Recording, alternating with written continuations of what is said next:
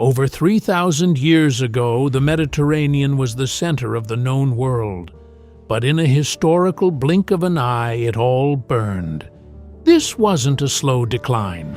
It was an abrupt, brutal extinction event orchestrated by a mysterious, apocalyptic seafaring federation. History calls them the Sea Peoples. And their sudden appearance caused the total collapse of the Bronze Age. To understand the horror of their arrival, we must first look at what they destroyed.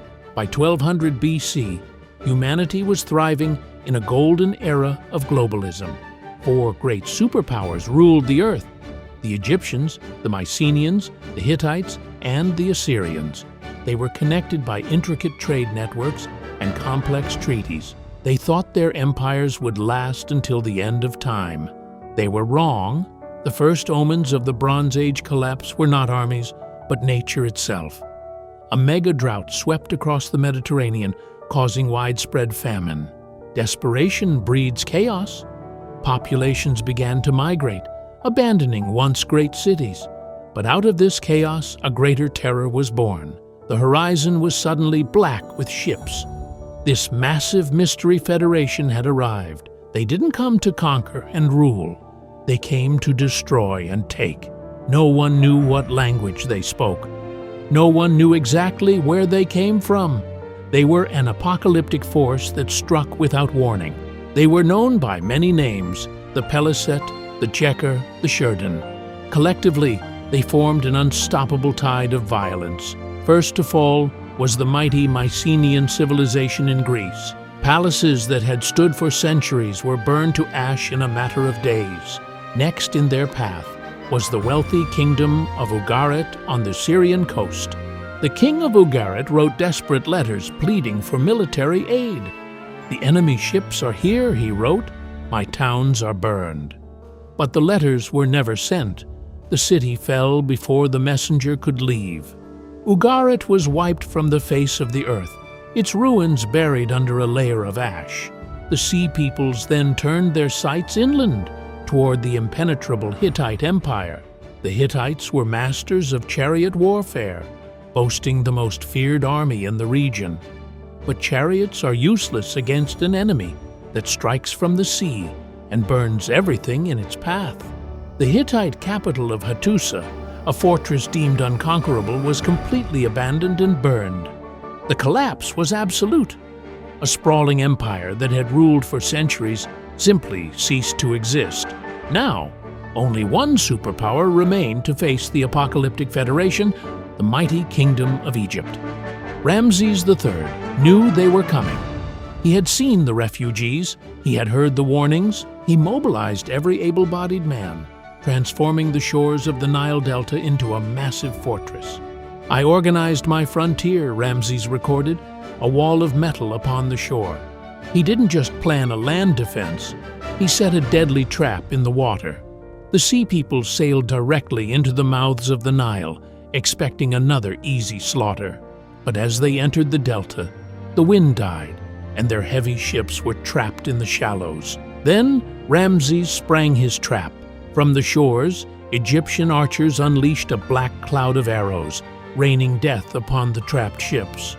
The Battle of the Delta had begun, and the fate of the entire ancient world hung in the balance.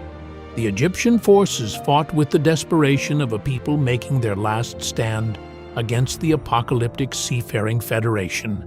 Ramesses III's tactical genius turned the shallow delta into a watery graveyard. Men, ships, and weapons were dragged to the bottom of the Nile. The unstoppable tide had finally broken. The Egyptians took thousands of prisoners, binding them and dragging them before the pharaoh. Ramesses III had saved Egypt. To immortalize his monumental victory, he ordered it carved into the stone of his mortuary temple at Medinet Habu.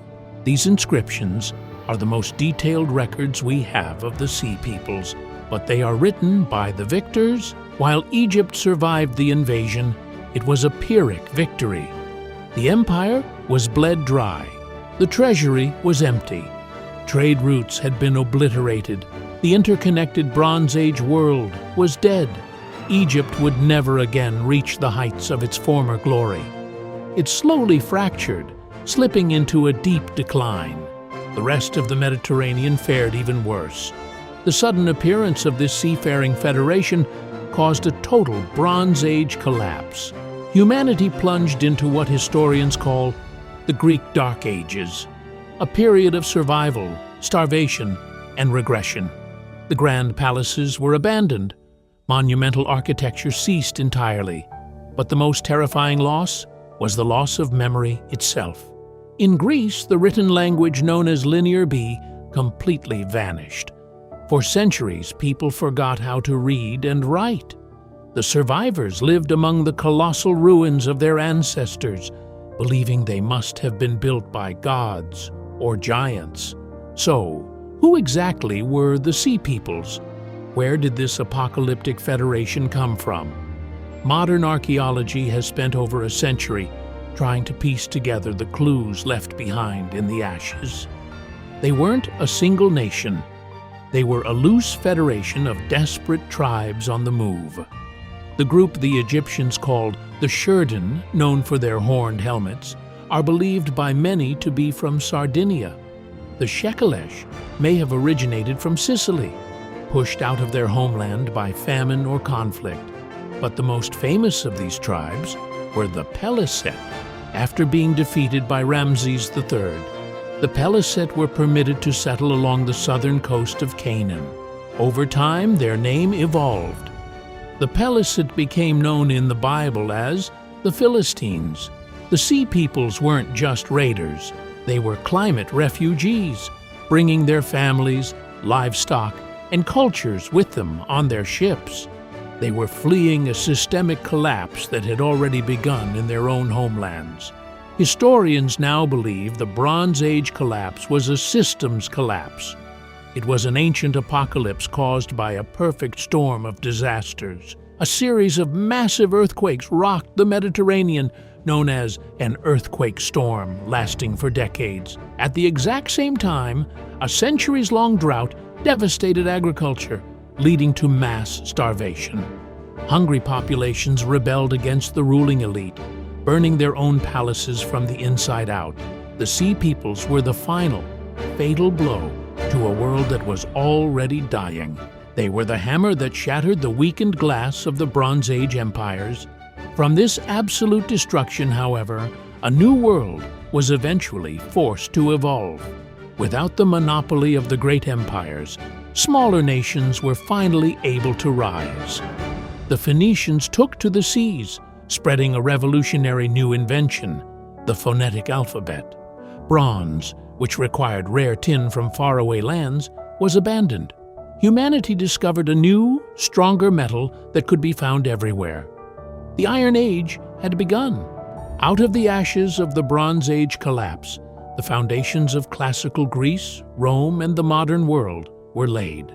But the legend of the apocalyptic seafaring federation lingered in the collective memory of humanity. Their sudden, violent arrival remains one of history's greatest and most terrifying mysteries, a reminder that no matter how advanced or powerful a civilization becomes, it only takes one storm to wash it all away. Even though the Sea Peoples vanished from the historical record, their terrifying legacy lived on in human myth. Some historians even wonder if the sudden, apocalyptic destruction of advanced Bronze Age coastal cities inspired Plato's story of Atlantis, a highly advanced civilization swallowed by the sea in a single day and night of violent misfortune. Whether Atlantis was real or not, the trauma of the Bronze Age collapse permanently scarred the human psyche. The ocean was no longer just a highway for trade and wealth. It was a dark, unknown frontier that birthed monsters. Today, marine archaeologists dive into the silent depths of the Mediterranean, searching for the final pieces of this ancient puzzle. Deep beneath the waves, the skeletons of merchant ships and war galleys lie perfectly preserved in the freezing dark. With every artifact recovered and every bronze sword pulled from the silt, the ghosts of the past begin to speak. We now know that the Bronze Age was incredibly similar to our modern, hyper-connected world. They relied on international trade, delicate diplomatic treaties, and complex supply chains to survive. Just like today, if one crucial link in that chain snapped, the entire system was vulnerable to a cascading failure. The Sea Peoples were not just a horde of mindless barbarians. They were a symptom of a world pushed past its breaking point. They were starving families, displaced farmers, and desperate warriors doing whatever it took to survive a rapidly changing climate. When the earth shook and the rains failed, the great kings of the era retreated behind their massive walls, ignoring the pleas of the dying. And so, the dying tore those walls down. The story of the mysterious seafaring federation that caused the Bronze Age collapse is the ultimate cautionary tale for any advanced civilization. It proves that progress is not a guaranteed upward trajectory. We can and have lost everything before. The empires of Egypt, Mycenae, and the Hittites believed they were too big to fail. But the horizon is vast and the sea is deep. You never know what storms are brewing just out of sight. The Sea Peoples vanished back into the ocean, leaving behind only ashes and a single chilling question.